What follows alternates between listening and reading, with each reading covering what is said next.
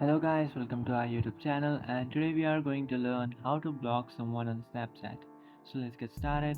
So to block someone on Snapchat, what you can do is just simply open up your Snapchat application. After opening up your Snapchat application, now what you can do is just tap on this message icon which is on the bottom left of your screen.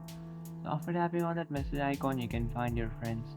So now in order to block someone, what you can do is just tap and hold on to their profile, and after doing that you will find this pop-up menu, and from here what you can do is just tap on this first option which is manage friendship. After tapping on manage friendship, now you can find this first option which is block. So just tap on block and then confirm it by tapping on block. And after tapping on block, here you can see I can't find that friends, which means I have successfully blocked them. So that's it guys, this is how to block people on Snapchat.